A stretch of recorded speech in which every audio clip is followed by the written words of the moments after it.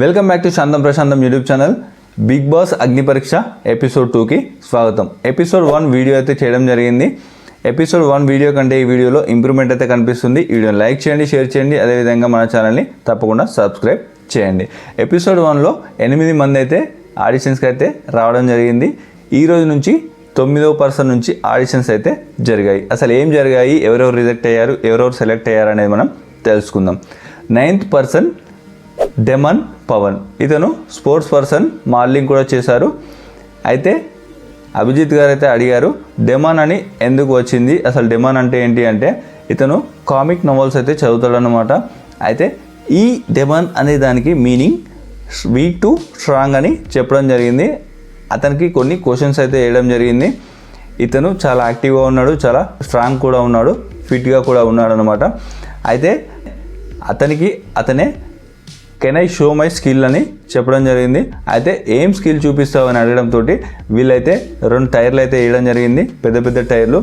అది వీప్ మీద పెట్టుకొని పుషప్స్ అయితే చేయాలని చెప్పారు. ఎన్ని పుషప్స్ చేయగలుగుతావు అంటే నేనైతే 10 పుషప్స్ అయితే చేయగలనని చెప్తారు. మీరు 10 అంటున్నారు కాబట్టి ఒక 15 అయితే చేయండి అంటే దాదాపు ఆయన ఎగ్జాక్ట్గా 27 పుషప్స్ అయితే చేయడం జరుగుతుంది. అతను దానికి మాత్రం జడ్జెస్ అయితే ఫిదా అయితే అయిపోయారనమాట. ఇతను క్యూట్ అండ్ హానెస్ట్గా ఉన్నారని చెప్పి వాళ్ళ మాటలు చెప్పి ఇతనికి అయితే 3 గ్రీన్ సిగ్నల్స్ అయితే ఇవ్వడం జరుగుతుంది. అందువల్ల ఇతను డైరెక్ట్ టాప్ 15లోకి అయితే అడుగు పెట్టేశారనమాట.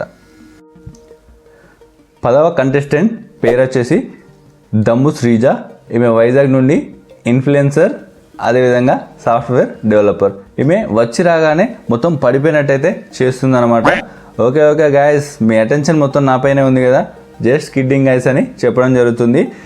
ఈమెను చూసి ఓర్ని బాబు వీళ్ళెవరురా అని జడ్జెస్ అయితే షాక్ అయినట్టయితే చూస్తారనమాట. ఇదైతే ఈమె ఎంట్రీ. ఈమె వచ్చినప్పటి నుంచి వెళ్ళేదాకానైతే మాట్లాడుతూనే ఉంది. ఈమె శ్రీముఖి హై కాంపిటీషన్గా అయితే మాట్లాడింది అనమాట.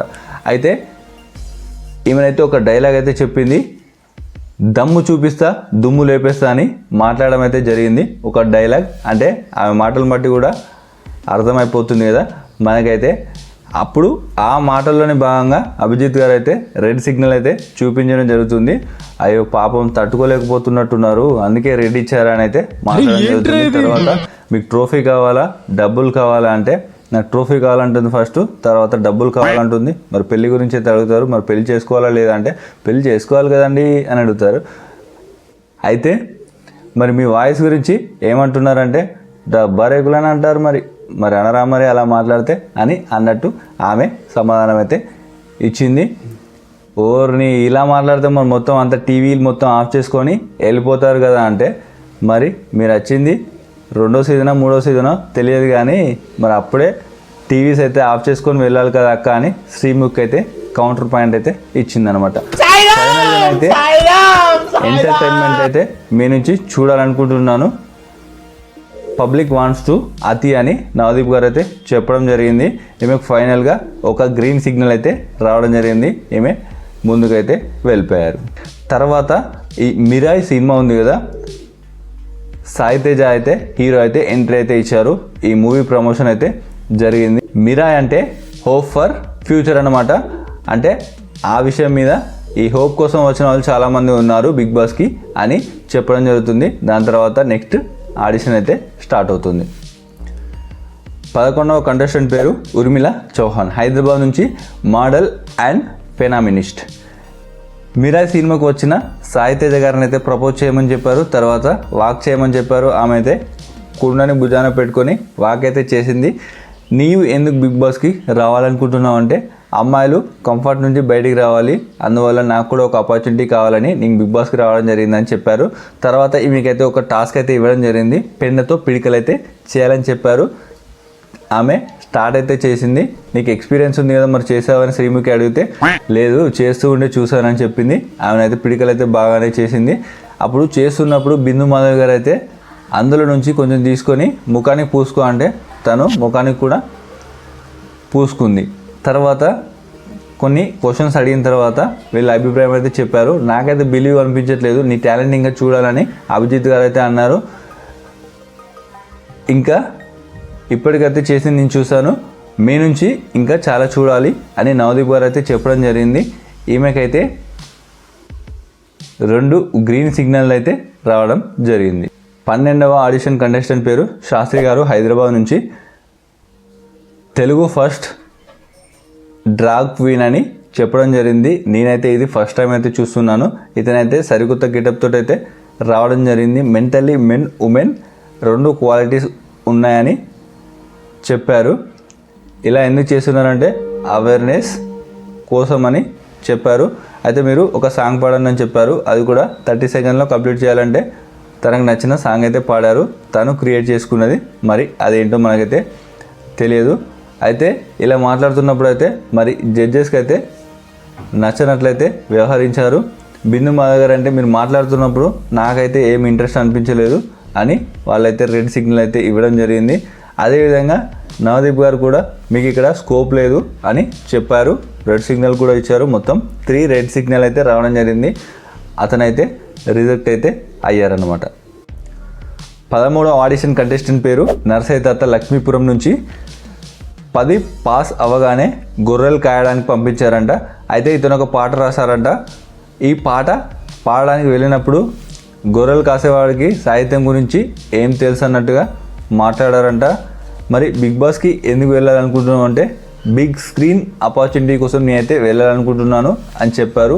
ఇతనికైతే వేలాడమని ఒక టాస్క్ అయితే ఇచ్చారు. అతనైతే పర్ఫార్మెన్స్ అయితే మంచిగా చేశాడు. కాకపోతే మీరు పాటలు పాడినందుకు నేను బిగ్ బాస్కి పంపించలేను అని నవదీప్ గారు అయితే చెప్పడం జరుగుతుంది. మీరు అక్కడ ఎదగలేరని అనిపిస్తుందని బిందు మాధవ్ గారు అయితే చెప్పడం జరిగింది. మీరు ఆ బిగ్ బాస్లో ఒదగలేరు అని నాకు అనిపిస్తుందని అభిజిత్ గారు అయితే చెప్పడం జరిగింది. 3 రెడ్ సిగ్నల్ అయితే రావడం జరిగింది. తను కూడా పూర్తిగా షో నుంచి రిజెక్ట్ అయితే చేయబడ్డాడు. లాస్ట్కు తను వెళ్ళేటప్పుడు థ్యాంక్ యూ షనర్త్ అని చెప్పి వెళ్ళిపోయారు. 14వ ఆడిషన్ కంటెస్టెంట్ పేరు నాగా ఫ్రమ్ విజయవాడ. తను అడ్వకేట్, కామెడీ స్కిట్స్ కూడా చేస్తారని చెప్పారు. మీరు అడ్వకేట్ కదా, న్యాయపరంగా కొన్ని చేంజెస్ తీసుకురావాలంటే ఏంటి అంటే తను చెప్పడం అయితే జరిగింది. మీరు కామెడీ స్కిట్స్ చేస్తారు కదా, 3 జడ్జెస్ అయితే ఉన్నాం కదా, మాతో మాట్లాడినప్పుడు ఒక్కొక్కరితో ఒక్కొక్కరిలా కామెడీగా మాట్లాడాలని చెప్పారు. తనైతే ఏదో కొంచెం చేయడం అయితే జరిగింది. లాస్ట్కి అయితే వాళ్ళు అడగవలసినవి అడిగారు. తర్వాత లాస్ట్కి అభిజిత్ గారు అయితే అన్నారు ఐఎమ్ నాట్ కన్విన్స్డ్ అని చెప్పారు. మీరు ఏమైనా చేస్తే కదా నేను కన్విన్స్ అవ్వడానికి అని మాట్లాడారు.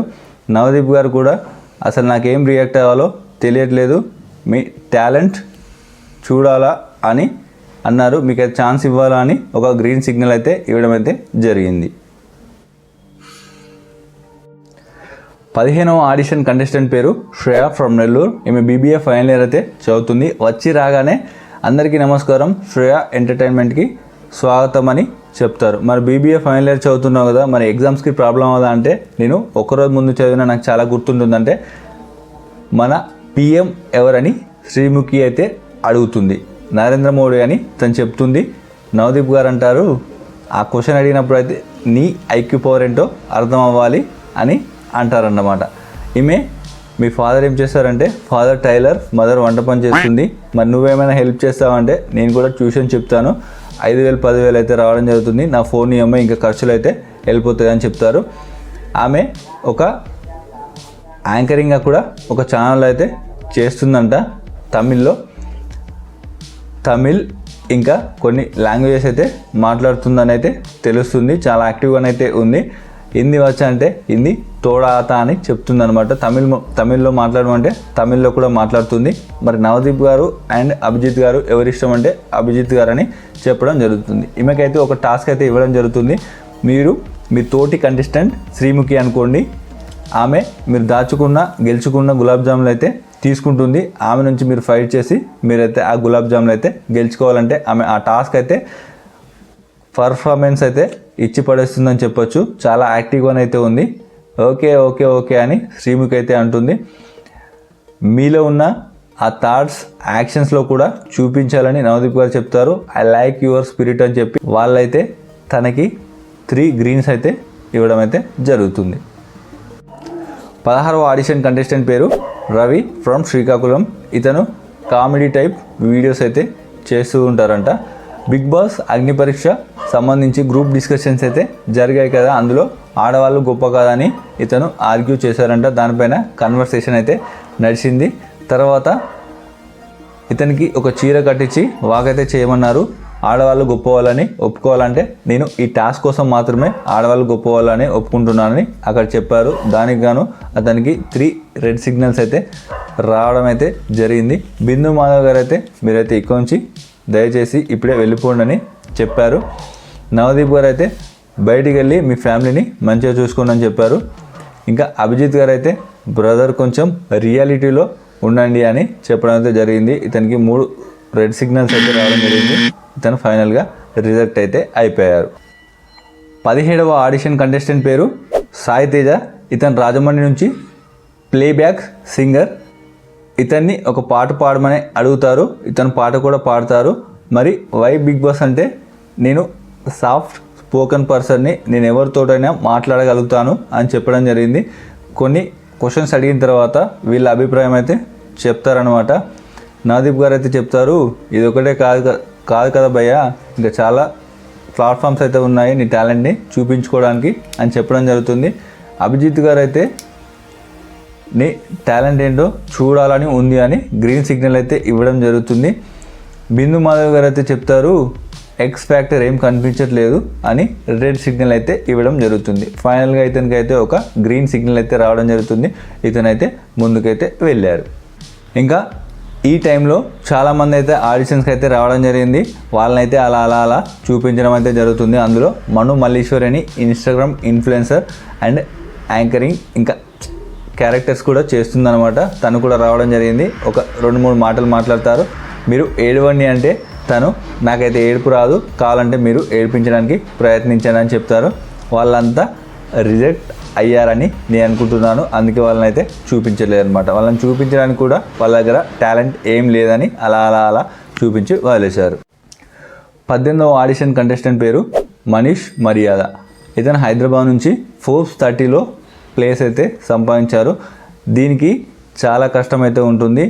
ఇంకా ఇతనైతే 3 years అయితే లైఫ్ని అయితే వదులుకున్నానని చెప్పడం అయితే జరిగింది. మరి వై బిగ్ బాస్ అంటే నేను అంతగా ఎంటర్టైన్మెంట్ ఇవ్వలేకపోవచ్చు, కాకపోతే I'm a absolute strategic team player అని చెప్పడం అయితే జరుగుతుంది. తర్వాత అతనితో కొన్ని క్వశ్చన్స్ అయితే అడగడం జరుగుతుంది. ఇంకా అతనికి ఒక టాస్క్ అయితే ఇస్తారన్నమాట. మీరైతే మీ యొక్క స్ట్రక్చర్ అయితే అక్కడ బోర్డు పైన అయితే వేసేయండి అని చెప్తారు. వేసిన తర్వాత అభిజిత్ వెళ్ళి ఇక్కడ నేనైతే బ్లూతో మీరైతే డ్రా వేయండి, నేనైతే రెడ్తో ఇక్కడ మార్క్ చేస్తే నేనైతే రెడ్ సిగ్నల్ అయితే ఇస్తానని చెప్పడం అయితే జరుగుతుంది. తను చాకచక్యంగా ఆలోచించి అతను వేసిన ఆ డ్రాయింగ్లో అతని ఫేస్ అయితే మొత్తం తీస్తాడనమాట. ఫేస్ తీసిన తర్వాత అక్కడ మార్క్ చేయడానికి ఏముంటుంది చెప్పండి? అక్కడ ఫేస్ తీసిన తర్వాత మార్క్ చేయడానికి ఏమీ ఉండదు కదా. అందువల్ల అతనైతే చాకచక్యంగా ఆలోచించి ఫేస్ అయితే తీసేసాడనమాట. అక్కడ వీళ్ళైతే షాక్ అయితే అవుతారు. నవదీప్ కూడా నవ్వడం అయితే జరుగుతుంది.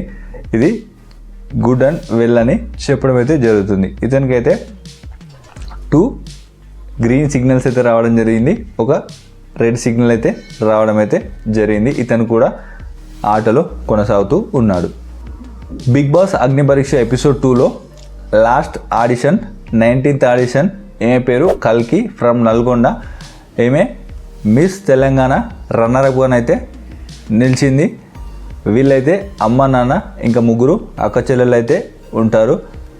మరి మా నాన్నకైతే ఆడపిల్లలు అంటే ఇష్టం లేదు, అలాంటిది 3 ఆడపిల్లలు అయితే ఇవ్వడం జరిగింది అన్నప్పుడు శ్రీముఖ్ గారు అయితే అడుగుతారనమాట, మీ నాన్నకి ఆడపిల్లలు అంటే ఇష్టం లేదా అంటే అవును ఇష్టం లేదని అయితే చెప్తుంది.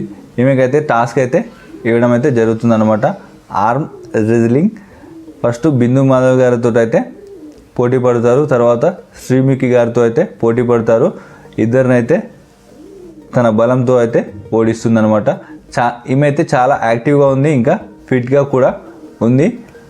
ఇంకా మీ నాన్నకి ఏమైనా చెప్తావా అంటే ఈ షోకి వచ్చే ముందు, ఈ ఆడిషన్స్కి వచ్చే ముందు మా నాన్ననైతే అడిగాను, నాకైతే ఆశీర్వాదం ఇచ్చి అయితే పంపించారు. మరి మీ నాన్నకి ఏమైనా చెప్తావా అంటే నాన్న నన్నైతే బిగ్ బాస్లో అయితే చూస్తున్నారు అని చెప్పడం అయితే జరిగింది. ఈమె వెళ్ళేటప్పుడు అయితే కంట్లో నుంచి అయితే నీరైతే రావడం జరుగుతుంది. ఇవైతే ఆనంద బాష్పాలే కదా అని అంటారన్నమాట. ఇవైతే ఆనంద బాష్పాలు అని చెప్తుంది. డాడీ నన్ను బిగ్ బాస్లోనే మీరు చూస్తారని చెప్పి వెళ్ళిపోతుంది. ఈ బిగ్ బాస్ అగ్ని పరీక్ష ఎపిసోడ్ 2 అయితే ఇది. మరి ఎపిసోడ్ 3లో మళ్ళీ కలుద్దాం. ఈ వీడియో ఇంత ఫ్రెండ్స్, ఈ వీడియో నచ్చితే లైక్ చేయండి, షేర్ చేయండి, మన ఛానల్ తప్పకుండా సబ్స్క్రైబ్ చేయండి. మీరేమైనా తెలియజేయాలనుకుంటే కింద కామెంట్ సెక్షన్లో తెలియజేయండి. ఇంకా ఏమైనా సజెషన్స్ ఇవ్వాలనుకుంటే ఇవ్వండి. Thank you.